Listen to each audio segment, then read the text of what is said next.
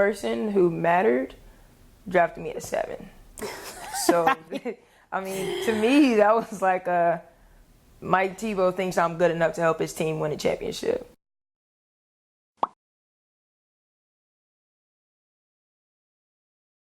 What's up, everyone? Welcome back to Check Up, the series where you get to know your favorite WNBA players. And today I'm actually really excited for this episode because we have basically my little sister on here today. We have Washington Mystics guard Ariel Atkins here with me today. How are you doing, friend? I'm good.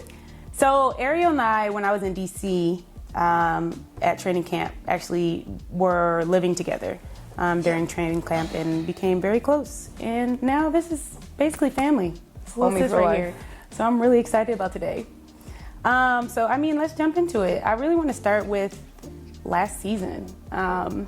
You had a crazy season.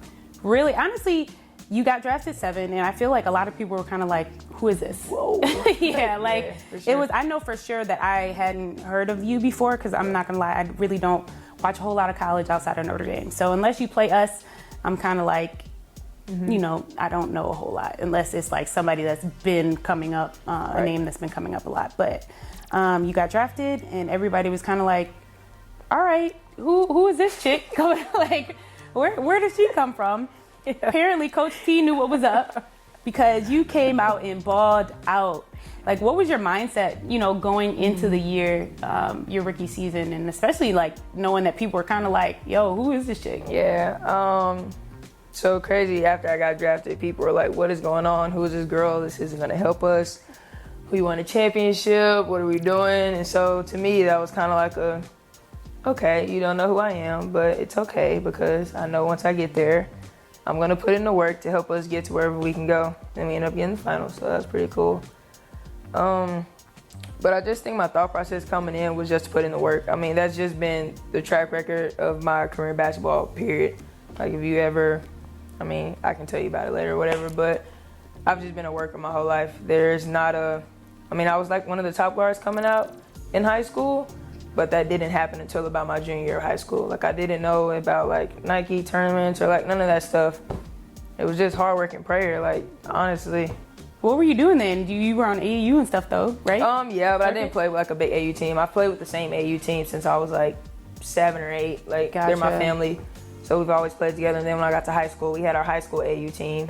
It's called Duncanville. So like, nobody was like, oh, let's go check out this Duncanville team, you know, like. Yeah. But I mean, we got a little buzz because we were really good in our state, and so people were, I guess, curious to see if we could be an AU team too, because you know, AU teams, like, they're created. Yeah. In a sense. And our high school team was like, we all just lived around each other, grew up together pretty much, and then got to play in high school together. But then I played for Cy-Fair for a few tournaments. Okay. Yeah, I think Boo Williams, Nike Nationals, and then some like early tournament just to like get the flow of the team or whatever. Knowing what you knew, none of that affected you at all? Like, you didn't cross your mind that, you know, there was doubt with, I mean, what you would contribute?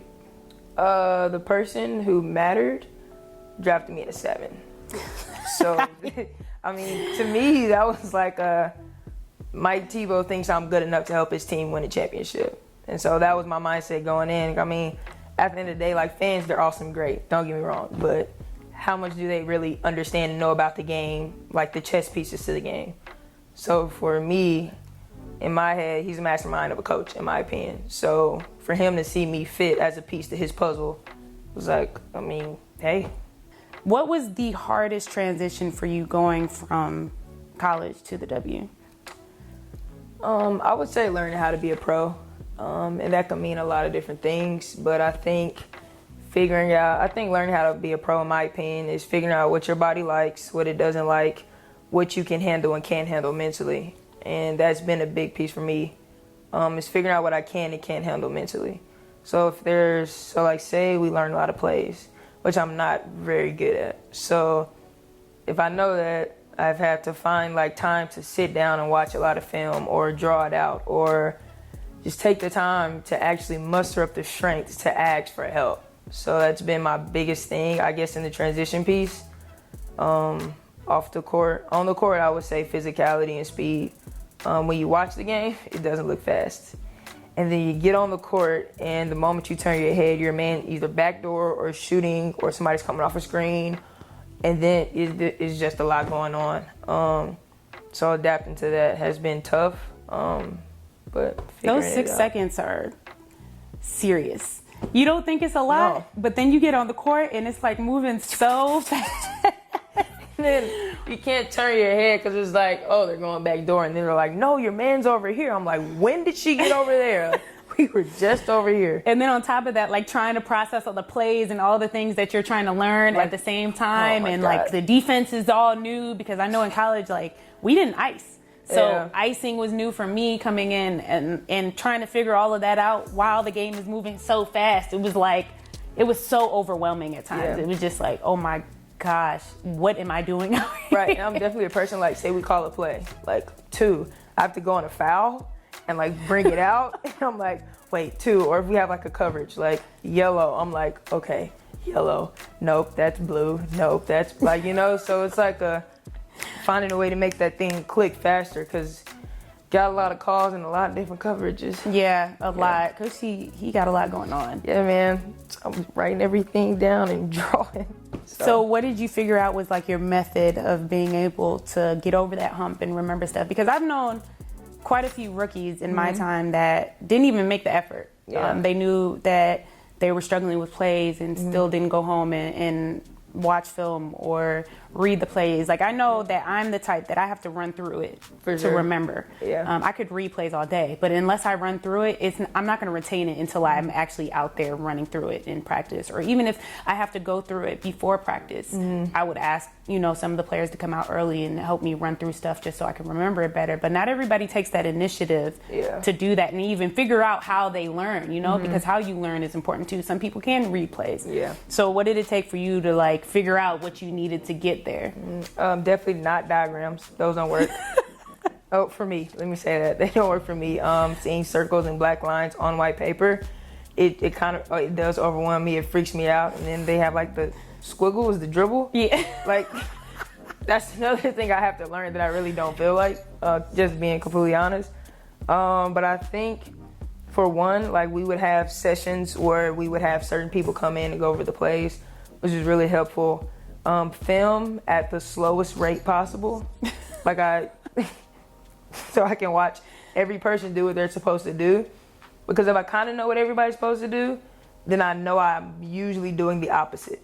So that really helped. And then realizing that I just wasn't going to know everything, because I was trying to figure it all out in the moment. I was trying to like go on the foul, figure out what I'm supposed to be doing. The play's already happening. And they're like, Ariel, like, you're supposed to cut. And I'm like, I knew that. I just hadn't. It just didn't really process yet. Right. But I knew.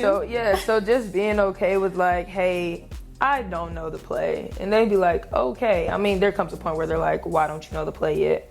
But I mean, at the beginning, like, if you don't know it, like, I had to just be like, it's not clicking. And so they were just really helpful of like walking me through it, literally being on the court, like you said, seeing the goal, the lines, the dimensions of the court, like being able to actually walk through it is very helpful for me.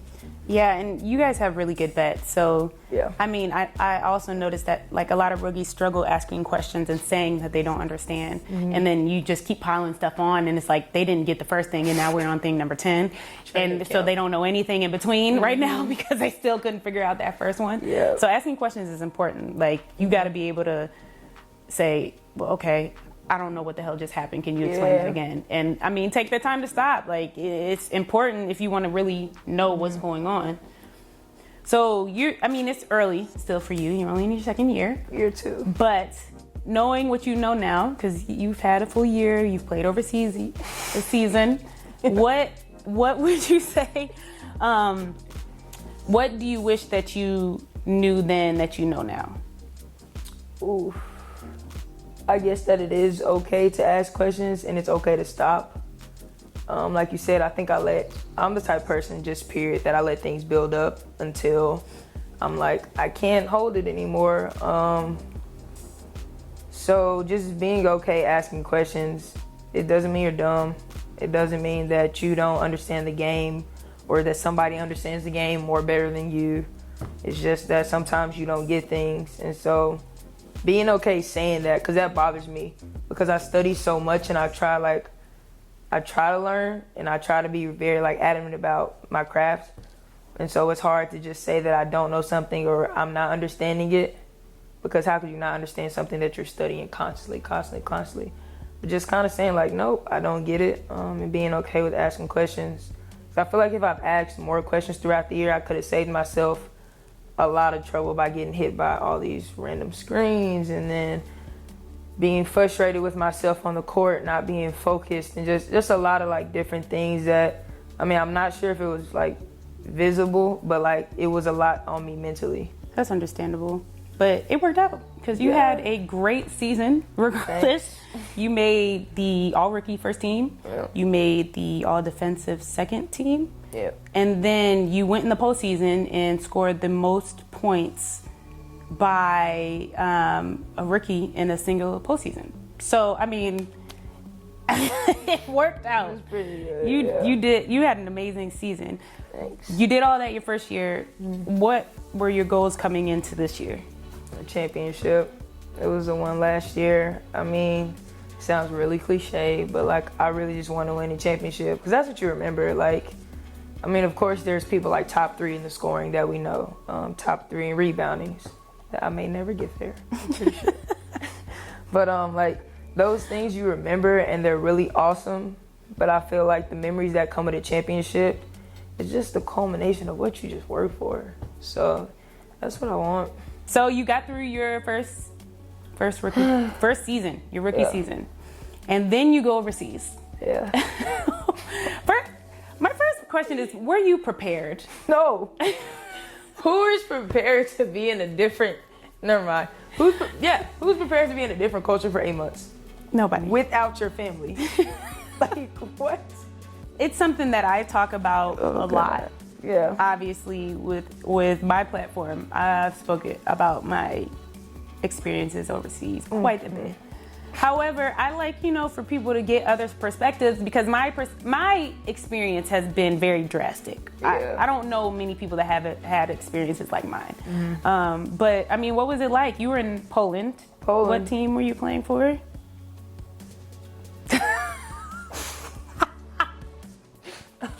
I can spell it, AZS. First of all, I don't think Z's and S's should ever be together. I think that is so, like the scissor chick, like that bothers me anytime I see her name. But back to this, AZS. You were there for 8 months. I know, mentally checked out. What was the team like? The team was okay. There were a few girls that I really enjoyed being around.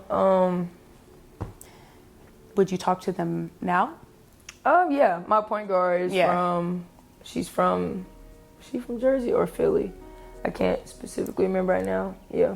Were you cool with any like the foreign? Yeah, Kiki. Kiki's a Belgium. She's playing with Emma and Kim right now, which is really cool. There's a little connection right there. See, so there were some positives. You met some people I mean, you were the cool people with. the people on the team were cool. Like, they were cool people. I think it was just hard to really get to know people when you're going through a lot mentally. You can't really like just be your full self when you're trying to find a way to get through something. So what like was that fight like for you to be out there 8 months and be like, this is rough? It was tough. A lot of it was sleeping so that the next day would come. Honestly, the practices were kind of tough because they were the same thing. And then some days, a lot of things just didn't make sense, but me saying that doesn't make sense doesn't change the situation, like basketball tactics and whatnot. Yeah, that's not gonna change anything. Yeah, so I had to just like go with that and like let that be what it was. There would be times where something would happen and I'd look at my point guard, because she played in Poland for 8 months. And I'm like, so this is what this is like out here? Like, this is what y'all do? And she was like, I don't do that, but that's what they do here. I'm like, oh, okay. So I think a lot of that, just understanding that basketball is a game, like it's such a universal game. And that it is what it is, but some people do like to do it a little differently. Yeah, I feel like especially your first year, maybe not even your first year, sometimes it takes to your second year, there's always that turning point where it's like, you're just like, forget it. I'm just here. I'm gonna do my job, and I'm gonna come home. If you're in a situation where it's not ideal and you're not necessarily enjoying it, there's always that moment where you're just like, whatever. All right, well, I'm here. I'm gonna eat, sleep, and then I'm gonna play these games. I'm gonna practice. And that's gonna be it. And then from then on, it's just kind of like you get through it and you watch your Netflix and find some good shows and endure. But it's not, I mean, that's not always the case. You're going to Australia next year, which I am. I've heard is wonderful. I don't think I've ever heard anything negative about Australia. I just know it's a competitive league, and I know the sun comes out over there. So. Summertime. You'll be great. You get 2 summers. I know. That's wonderful. Which is crazy. So that's perfect for you. Perfect. Texas girl. Dang right. What was the biggest difference in your seasons from going from the WNBA to overseas? What do you mean? Like, what was the biggest difference for you in like your transition from going to college to the W, and then again from going from the W to your overseas team?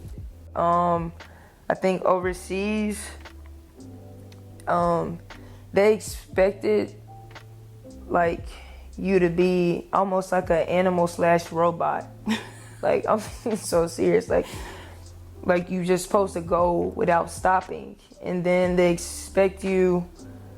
Well, where I was at, they always thought 100 was the way to be. Yeah. Like there was never a 99, and if I was ever at a 98, it was kind of like a, what are you doing? And if I wasn't scoring, that nothing else mattered. It's the end of the world if you don't score. Right. So I feel like just me personally, like my game is, I mean, I can score, but that's not the best thing that I do in the world. Like I'm able to affect the game in a lot of different ways.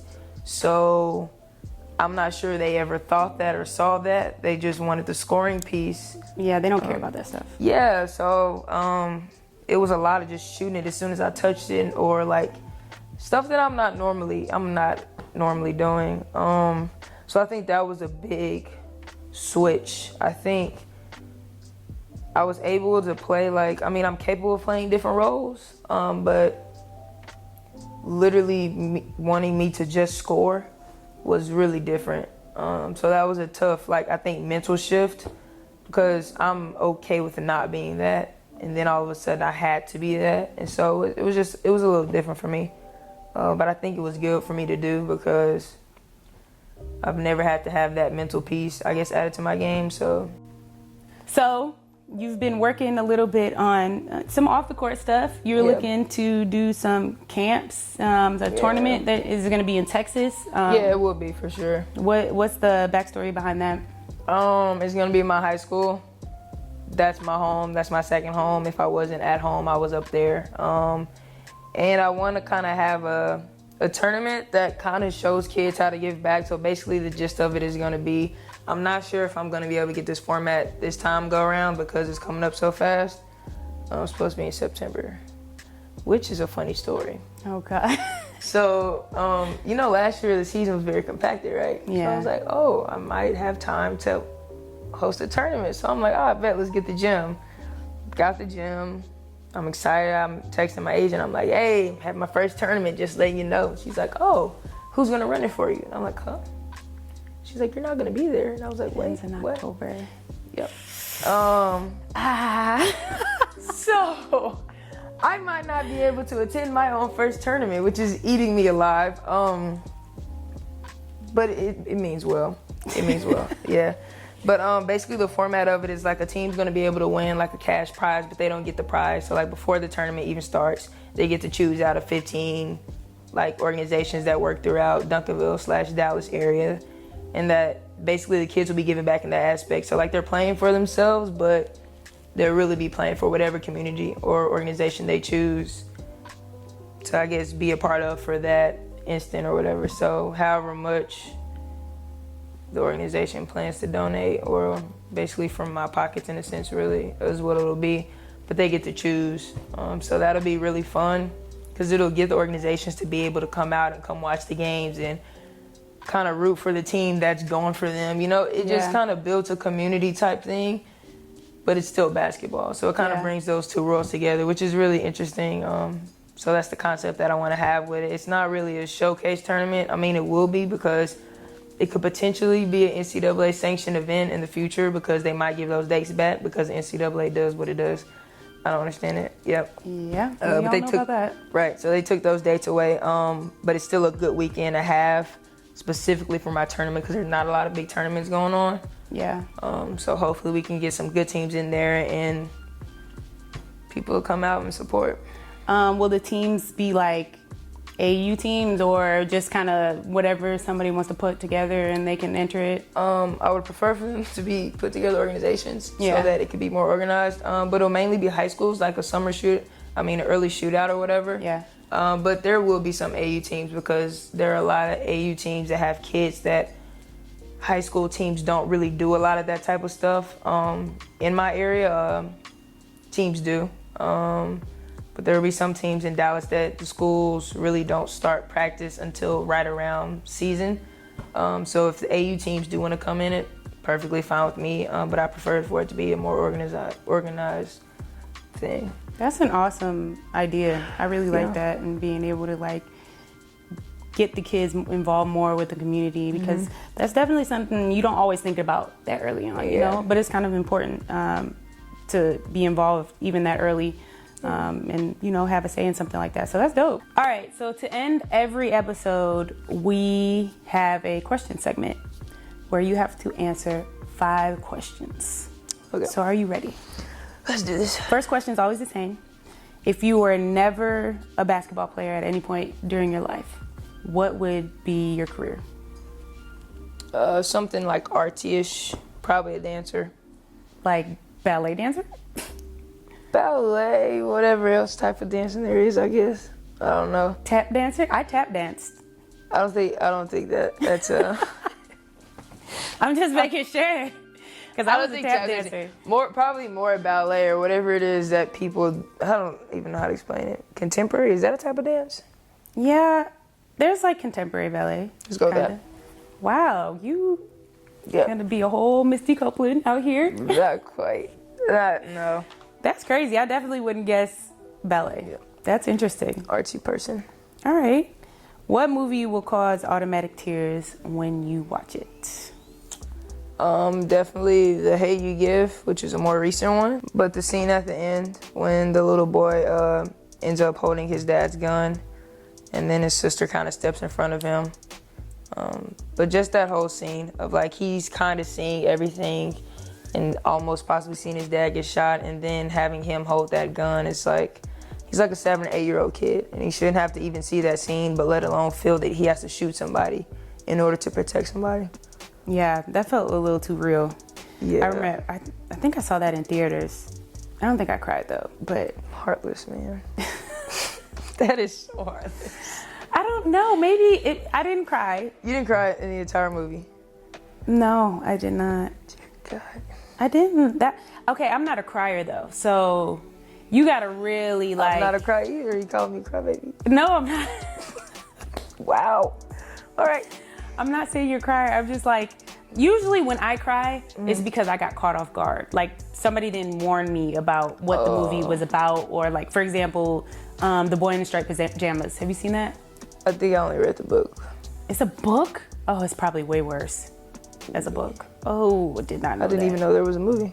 Okay, yeah, the movie. So my friend was like, "Oh, it's a really good movie. You should watch it." And so I'm like, oh, "Okay, cool." No context, don't know what it's about. That's when I cried. That's a terrible friend. Thank you. I mean, it was a good movie, but I was like, you could have prepared me. This was a lot. Prepare for stuff like that. And like pretty much every movie that I've cried in, it was like that. Like 7 pounds. Kind of 7 pounds made you cry. 7 pounds because it caught me off guard. I didn't know what was going on the entire movie. I was so confused until the last 10 minutes. Okay. And then I was like, yo, what? Like, it was all the movies that catch me off guard that I'm going to be like. So you're saying that you knew that scene was going to happen? In 7 pounds? No, not in 7 pounds. In The Hate You Give. Kind of. It was a little. I mean, you kind of know what that movie's about and what the whole topic is. So it was kind of like I honestly thought somebody was gonna die at that point because I mean that's the world we're living in right now. That's the reality. So I was more prepared for that than what actually happened. So it was kind of a relief that nobody died. I think so. That's why I didn't cry. I'll give you that. But if you show me something and you don't tell me what it's about, I'm probably gonna have my moment. Okay. So, lay off me. Okay. If you could instantly improve one part of your game without putting in the work to get there, what would it be? Ball handling. That easy, huh? For sure. I mean, you don't seem like you're that bad a ball handler for it to be like, or you just think that improvement would make that much of a jump in your game? I think it would. I think when you have a guard when you're not afraid, I'm not afraid to handle the ball. Let's get that settled right now. Sorry. Just so you know. Yeah. Every team out there, just so you know. She's not scared. Not scared to handle the ball. She's just saying it could be improved. Right. I feel like that's a part of your game that if you're comfortable with handling the ball, it gives you more peace within the game. Yeah. You're not as stressed about getting tripped. You can keep your head up. You can make the right passes. You can make the right reads. I can see that. Yeah. That makes sense. That's definitely what was not what I was thinking. But I need a whole that makes scouting sense. report. What do you consider the biggest moment of your career? Your entire career, like not just college or. Yeah, it would definitely be losing the state championship. Well, not that exact moment, but I guess the moment afterwards. Learning that it wasn't the end of the world, and that my mom. So afterwards, basically, I was just kind of like, forget everything. Like, we lost. We're supposed to win. We were just one of those schools that was supposed to win. Yeah. We won 2 years in a row. The year before that, we had an undefeated season. I mean, we hadn't lost a game up until that. So that was a big blow, not only for us, but for the city or whatever. But my mom was just kind of like, you're about to go to college. You know, you got a lot of other stuff that you have to get ready for. So you need to get off your butt and go work out. So I guess that was the moment that I kind of realized, like, you win some, you lose some. At the end of the day, you just got to keep grinding. You know, Ariel, you're really impressing me today. I'm not going to lie. You are really impressing me with That your was a answers. real life experience. I mean, but not many people are going to say a loss. Yeah. You know what I mean? Like, that was literally, honestly, the biggest moment in my career. Because I feel like throughout high school, I got better. I figured out how to work. I figured out how progress can really push you. Like, if you think about it, like, people can tell you, like, oh, you're getting better, but you don't really feel like you're getting better until you make that move in the game, and then you score on somebody, and you're like, oh, yeah. I did that. Yeah, you know? So I think that's big, but those aren't the moments that make or break you. Like, I feel like that moment of losing that championship could have either made me a better basketball player or a worse basketball player. I could have just been like, oh, ref cheated, or, oh, I did the best I could, my team didn't help me, or, oh, my coach didn't coach well. Like, none of those things are true. Can't blame nobody. It is what it is.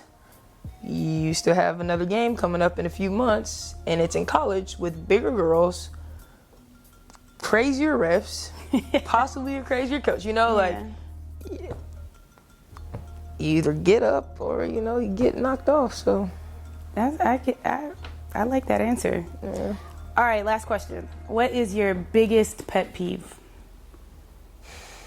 I'm going with that. When people know they annoy you. See, I'm still stuck on this. We can talk about that later because that should not be on camera. Anyway, I'm going to go with wet socks. Wet socks and people smacking. That was a major 180. Yeah. I try really hard to be like somebody who's just like, you know what, let it roll off. Just let it roll off. I do not try to do that at all. Right. So, good job. I need you to get somebody for me. You know I got you. Jesus. Well, I appreciate you taking the time to come chat with me. I feel like we learned a lot about Ariel Atkins today. There was a lot of stuff that was thrown in here that I definitely didn't even know. Yeah. I'm sure everybody out there did not know. So this was fun. Sure. I appreciate you coming on, It man. was fun. Thanks. Everybody out there, make sure you like, make sure you subscribe, and thanks for watching another episode of Check Up.